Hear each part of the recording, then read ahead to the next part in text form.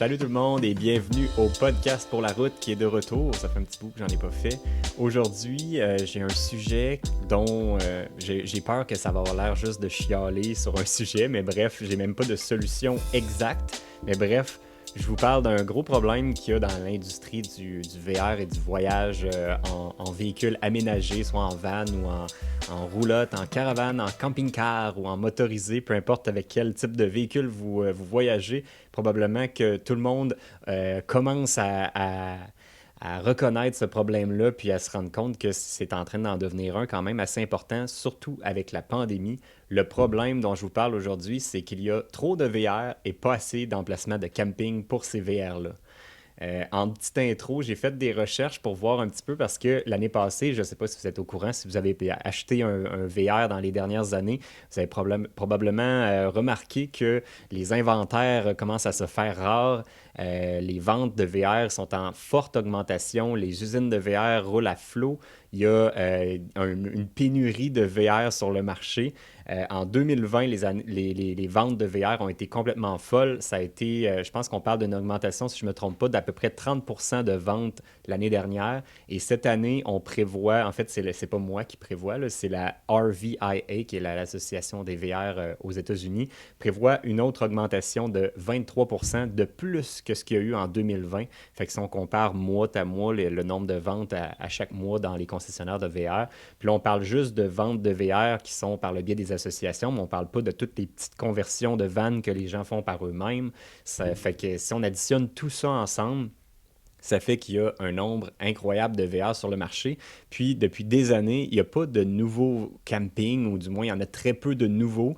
Même au contraire, souvent, les terrains de camping vont devenir éventuellement des développements résidentiels. Fait qu'il y a de moins en moins de camping, même, je pourrais dire. Puis, il y a de plus en plus de VR sur le marché. Puis, encore une fois, dans mes statistiques très scientifiques, j'ai fait un peu de recherche pour voir qu'aux États-Unis, il y a à peu près, en fait, aux États-Unis, mais je présume que c'est à peu près la même situation un petit peu partout au Canada, peut-être même en Europe aussi, mais il y a environ 3 VR pour un emplacement de camping.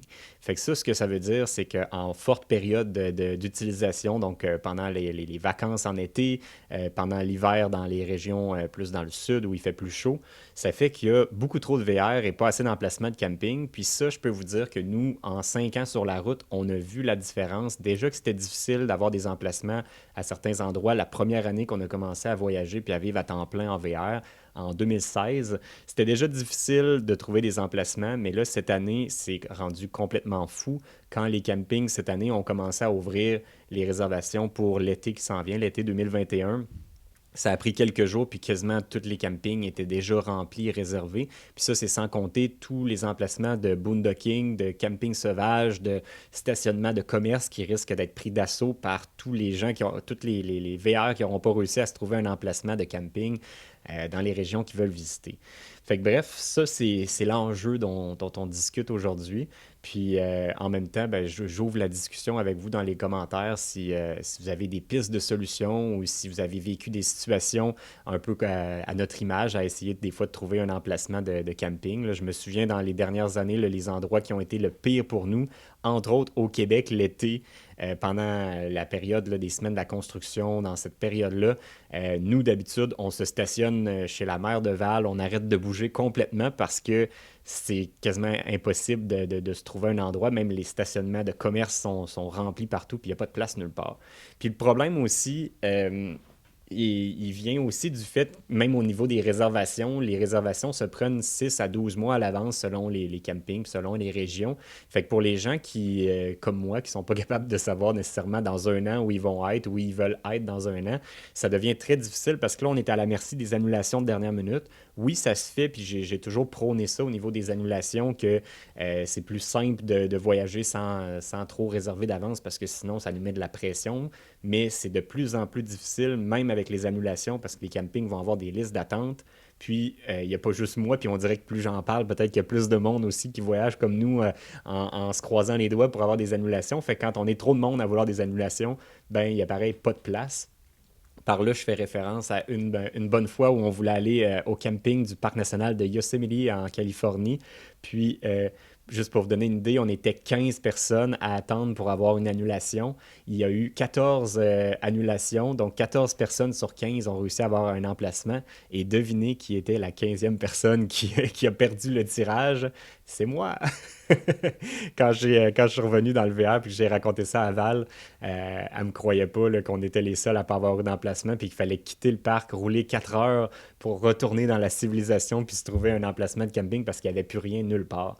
Fait que c'est un problème qui était déjà présent, mais que là, avec la pandémie, il est devenu vraiment accentué. Juste pour vous donner une idée, avant même la pandémie, il y avait déjà beaucoup. La démographie faisait en sorte. En fait, la démographie, la technologie faisait en sorte que de plus en plus de gens convergeaient leurs activités de voyage, de vacances ou même de vie à temps plein vers le mode de voyage en VR ou en fourgon, peu importe comment vous l'appellerez. Euh, Premièrement, le premier groupe, c'est les retraités qui sont déjà très, très nombreux depuis des années, qui ont toujours été très nombreux dans le créneau du VR. Mais là, on ajoute aux retraités les jeunes qu'on va appeler les digital nomades, ceux qui vont travailler sur la route puis qui ont juste besoin d'une connexion Internet pour être capable de travailler, comme nous autres, entre autres. Ça, il y en a de plus en plus. Il y a les familles nomades qui vont faire l'école à la maison avec les enfants puis qui vont voyager sur la route. Fait que bref, là maintenant, on combine à ça avec la pandémie, avec tout le monde qui normalement font des voyages à l'étranger en avion puis qui voyagent beaucoup, qui veulent maintenant voyager en VR parce que c'est un peu la solution sécuritaire et même peut-être la seule solution pour voyager sans que ça soit trop compliqué dans ses affaires. Fait que ça rajoute tout ce monde-là en même temps dans le même domaine qui n'a pas évolué beaucoup depuis ce temps-là. Les véhicules ont évolué, mais les emplacements puis les endroits pour camper n'ont pas beaucoup évolué.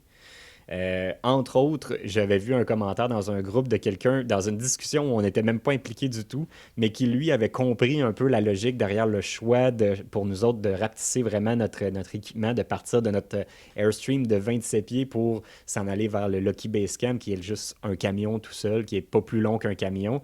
Premièrement, c'était une des grosses raisons derrière tout ça, c'était la fatigue de chercher des emplacements puis de se frotter à de se frapper à des portes fermées parce que c'est rempli partout. Ben, en ayant un véhicule qui est plus petit, souvent, ça nous ouvre toutes les portes au niveau des emplacements de camping parce qu'on est plus limité à la taille de notre VR. Mais aussi, si jamais on trouve pas de place nulle part, ben, on peut juste se stationner dans un stationnement n'importe où puis dormir tranquillement que ce soit dans une rue ou n'importe où. Fait que c'est sûr qu'on va quand même privilégier les emplacements en nature, mais au moins, on a toujours une porte de sortie, qu'on n'est pas un véhicule avec une roulotte qui fait au total les deux ensemble combinés quasiment 50 pieds de long. Là, au moins, on se ramasse à être beaucoup plus court, fait qu'on peut se stationner un petit peu plus n'importe où, fait que ça va faciliter un petit peu nos recherches quand il n'y aura pas d'emplacement de disponible. Aussi, l'autre raison pourquoi on a opté pour le Lucky Base Camp, c'est parce que on veut pouvoir voyager hors saison, les saisons où il y a moins de monde, où les campings vont être plus disponibles. Donc, en étant hors saison, c'est sûr que la température est moins adéquate. Ça peut être en hiver, ça peut être vers la fin de l'automne ou le printemps très tôt. Ça, c'est des périodes où souvent il va faire plus froid, fait qu'on voulait un véhicule qui était mieux isolé pour être capable de survivre dans ces températures plus froides-là, puis de profiter quand même de l'expérience de camping. Fait que ça, c'était une autre des raisons. Et aussi de pouvoir sortir des sentiers battus puis s'en aller vers des régions qui sont pas accessibles à tous les VR. Donc, on va se retrouver un petit peu plus seul dans ces endroits-là. Fait que bref, toute cette liste-là de choses, c'est les raisons pourquoi on a opté pour notre véhicule. Mais bref, c'est pas le sujet d'aujourd'hui, mais ça vous montre à quel point c'est un problème pour nous qui vivons sur la route à temps plein. Pourquoi on a fait le changement vers le Lucky Base Camp. Parlons-en des campings en 2021 qui se sont... Je ne veux pas non plus bâcher les campings, pas du tout, là, loin de là, parce que clairement, ils font certaines choses très bien pour être remplis à chaque année puis qu'on ait de la misère à avoir des places. Mais toujours est-il que je pense qu'il y a place à l'amélioration dans certains domaines au niveau des campings. Premièrement, les réservations. Le processus de réservation chez dans plein de campings, là, je généralise, mais je sais que c'est pas tous les campings qui sont comme ça, mais il y a encore beaucoup de campings où on a été obligé d'appeler par téléphone ou que sur le site, il n'y a pas de façon de réserver en ligne directement. Il faut juste faire une demande, puis après ça, on va recevoir une réponse par courriel. Fait que bref, ça complique le processus de réservation parce que quand on se met à rechercher puis qu'on tombe sur des endroits qui sont complets, mais que ça prend une journée, une demi-journée avant d'avoir une réponse puis d'apprendre que c'est complet, ben c'est pas évident dans nos recherches parce qu'après ça, on continue nos recherche, finalement, on a peut-être trouvé un autre emplacement, mais on aurait aimé ça avoir une place à l'autre place, mais qu'il n'y avait plus de place. Fait que bref, le côté réservation, je trouve qu'il y a beaucoup de place à l'amélioration chez beaucoup de campings. Puis même les campings où on peut réserver en ligne, je trouve que ça serait la moindre des choses d'avoir dans... il y a quelques systèmes de réservation aux États-Unis, là, je trouve qu'ils sont bien faits pour ça. Entre autres, si je ne me trompe pas, sur Reserve America, il y a des photos de chaque emplacement. Puis ça vient vraiment faciliter le processus de réservation, surtout quand on a un VR qui est plus gros ou qu'il y a des slide-out qui peuvent sortir assez larges. Des fois, c'est le fun d'avoir une photo de l'emplacement pour se dire, oui, est-ce que c'est sûr que je passe dans cet endroit-là? Est-ce que ça va être facile de rentrer à l'intérieur? Est-ce que c'est beau comme emplacement? Tu sais, on réserve un camping qui va coûter le prix quasiment de le deux tiers du prix d'une chambre d'hôtel. Une chambre d'hôtel, on a toujours la photo de la chambre d'hôtel qu'on va réserver. On va toujours avoir la vue de la photo, de la vue qu'on va avoir dans notre chambre d'hôtel en photo sur le site web. Ben, je trouve que ça serait la moindre des choses que dans les campings, on ait la même chose. Surtout dans des campings où on va payer plus de 50 $ par nuit. Ça serait le fun de savoir quand on réserve, c'est quoi qu'on a réservé, parce que des fois, on arrive sur place et on peut être très déçu. Puis malheureusement, ben, une fois sur place, on ne peut plus se revirer de bord. Puis là, ici, ben, j'ai une petite référence avec un camping en Floride au Sunshine Key où on croyait avoir payé et réservé un prix de fou à 180 $ US par nuit pour être directement sur notre propre petite plage privée avec une belle vue comme les photos qu'il y avait sur le site web, mais en bout de ligne, on se retrouvait avec une vue sur la marina qui ressemblait plus à un marécage, puis qui était vraiment pas à faire rêver comme on le croyait au départ. Puis en plus, on n'avait même pas été remboursé parce que justement, ça faisait pas notre affaire. Fait que bref, ça aurait pu régler toute la chose si on avait pu se réserver un emplacement précisément avec la photo qu'on voyait sur le site web.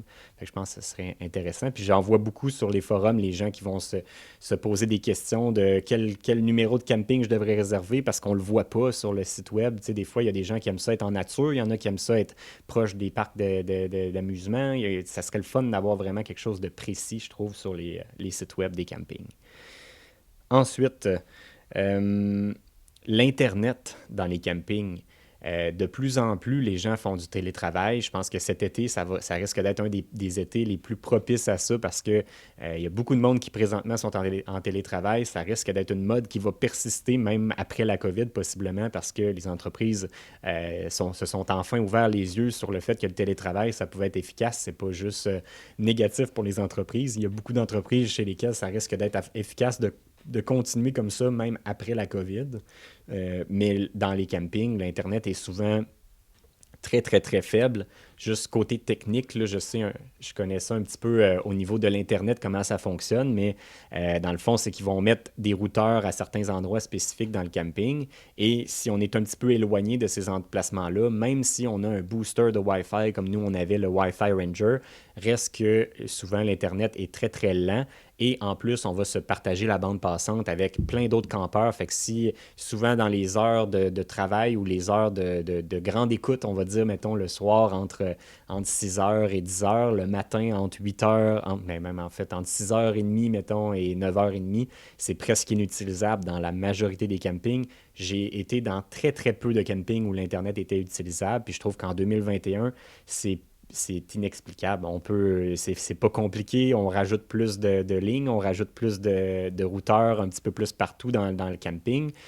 Ça simplifierait beaucoup les choses pour les gens qui font du télétravail. Puis je pense que ça pourrait même, moi, je serais même prêt à payer un petit peu plus cher mon emplacement ou payer une surprime pour avoir un Internet qui est efficace.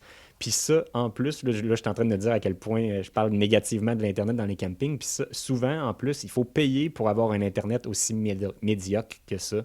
Fait que nous, depuis les 5 dernières années, on fonctionne vraiment avec notre petit hotspot, puis on se fie jamais à l'Internet des campings parce qu'on ne peut pas s'y fier, puis on ne peut pas travailler avec ça, puis compter là-dessus pour effectuer notre travail. Fait que nous, on utilise, là, entre autres au Québec, on utilise Mission LTE, qui ont aussi des forfaits intéressants pour les États-Unis.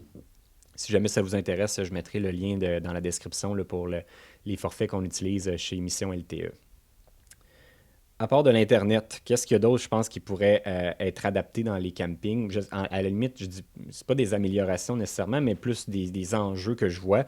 Un, entre autres, qu'on a discuté assez souvent, mais le camping pour les gens de passage qui sont là juste pour une nuit en déplacement ou qui vont pas passer la journée dans le camping puis utiliser les activités, la piscine ou quoi que ce soit, qui veulent juste avoir un endroit pour se stationner sécuritairement, laisser leur VR puis aller faire une visite ou même partir avec leur VR, surtout avec la mode de la van life. Il y a beaucoup de monde qui veulent juste un endroit pour dormir, mais ils vont partir avec le véhicule pour la journée. Puis finalement, en bout de ligne, le camping est juste un parking.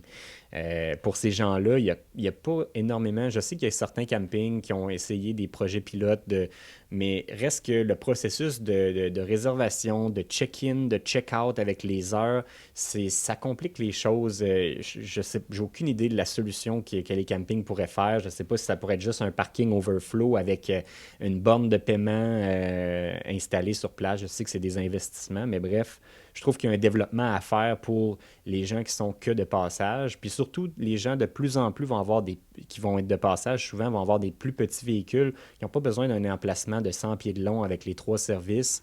Vont peut-être juste utiliser la station de vidange en s'en allant, vont juste se stationner pour une nuit, vont peut-être être là juste en arrivant le soir à 21 heures, puis vont quitter le matin à 7h30. Fait que bref, des fois, payer 50 $ puis d'avoir tous les services, c'est pas nécessairement utile pour ces gens-là. Fait qu'il y a assurément quelque chose qui pourrait être fait, qui pourrait simplifier aussi le processus. Nous, ce qui nous a arrêté souvent d'aller dans des campings où des fois, on va préférer aller dans un Walmart plutôt qu'un camping, alors qu'on s'entend qu'on serait bien plus confortable puis ça serait bien plus tranquille d'être dans un camping. Mais juste pour le fait de devoir appeler pour réserver, devoir se pointer à la réception. Souvent, le processus de check-in aussi qui est long et qui est pas... euh, je ne sais pas si ça s'est amélioré beaucoup avec la COVID là, vers la fin de la saison, mais du moins, moi, je ne l'ai pas remarqué là, dans les campings que j'ai fait. Là. Mais souvent, on arrive pour faire notre check-in, puis ça prend au moins une demi-heure à chaque fois. C'est pas le fun. Ça fait que les chiens puis notre conjointe, dans mon cas, attend dans le véhicule pendant une demi-heure le temps que je fasse le check-out, le check-in plutôt, que le lendemain, on est obligé de quitter avant 11 heures. Fait que là, il faut se dépêcher si on a du travail ou quoi que ce soit. Fait que bref, ce processus-là, je trouve qu'il est pas parfait encore. Euh, Ensuite, mes pistes de solutions, parce que là, j'ai en masse chialé. Maintenant, on va aller vers des solutions alternatives que je pense qui pourraient être explorées. Premièrement, le fait qu'il y a de plus en plus de VR qui sont autonomes, c'est clairement une mode qui est là pour rester.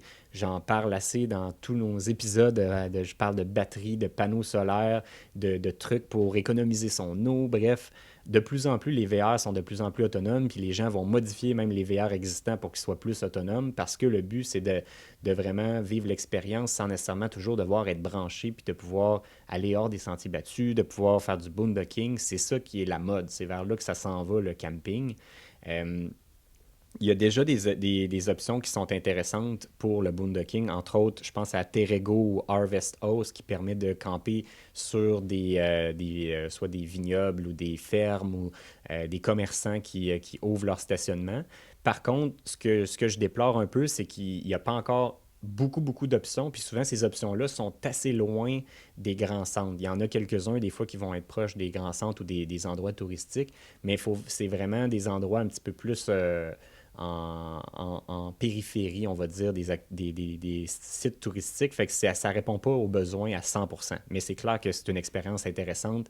Nous-mêmes, on l'a expérimenté plein de fois d'aller chercher une bouteille de vin puis coucher dans le stationnement ou une fromagerie, entre autres, en Oregon qu'on a campé dans leur stationnement. Puis on était sur le bord de tous les animaux de la ferme. C'était vraiment super le fun. C'est une belle expérience. Puis ça, je vous le recommande à 100%. Fait que ça, c'est une des pistes de solution qui est déjà existante. Il y a aussi Boondockers Welcome, qui est une application, qui est un genre de Airbnb gratuit, dans le fond, qu'on peut aller se stationner dans l'entrée, dans l'allée chez des gens qui ont une allée assez grande pour recevoir des VR. Parfois, vont même offrir des services. Ça coûte juste un membership, mais ça ne coûte pas d'argent à chaque nuit. Fait que ça, c'est des solutions qui sont déjà existantes, intéressantes à mes yeux. Euh, il y a un autre enjeu, là je reviens avec mon chiolage. Il y a un autre enjeu aussi au niveau des spots, des endroits de boondocking, du camping sauvage. C'est que de plus en plus, il y a beaucoup de monde, puis il y a beaucoup de nouveaux adeptes du boondocking qui sont peut-être pas assez éduqués. Puis ça, on en a déjà parlé l'été dernier avec tout le monde sait ce qui s'est passé en Gaspésie l'été dernier avec les campeurs qui ont saccagé tous les endroits où on pouvait faire du boondocking, où là, ça crée que maintenant, il y a moins d'endroits endroits de boondocking où on peut aller en faire à cause des gens qui ont pas fait attention à ce privilège-là qu'on avait. Puis je pense que ça, de ce côté-là, il y a bien sûr de l'éducation à faire à tous les nouveaux acheteurs de VR, puis nous-mêmes, à notre communauté, quand on est dans un endroit puis qu'on voit que des gens laissent des vidanges, ben peut-être que nous-mêmes, on peut les ramasser ou expliquer aux gens qu'est-ce que ça va avoir comme effet si on en voit des gens qui font ça devant nous, là, du moins si on est témoin de des gestes comme ça. Mais il y a aussi quelque chose que les régions, les villes peuvent faire aussi pour s'assurer que ça ne se reproduise pas. Parce que c'est clair que si les gens laissent leur vidange un peu partout ou vont faire des excréments un peu partout, c'est clair que c'est parce qu'il n'y a pas d'infrastructure pour recevoir ça. Puis, je pense que ça mérite d'avoir un petit peu plus d'encadrement. Fait que pour ce qui est des municipalités qui sont, exemple, je pense à la Gaspésie, parce que c'est lui qui me revient en tête à cause de l'année dernière, mais je pense qu'il y a assurément un encadrement que la municipalité peut faire pour s'assurer que ça ne se reproduise pas. Donc, soit d'avoir des poubelles sur place, d'avoir des toilettes chimiques. Je parlais avec Joanie, qui est une de nos abonnés, mais qui fait aussi nos chandelles et tout ça. Puis elle s'occupe de l'urbanisme d'une ville sur la Côte-Nord. Et justement, ils sont en train de travailler sur un projet comme ça, d'avoir un stationnement qui est adapté à ça, avec des toilettes chimiques, puis des poubelles.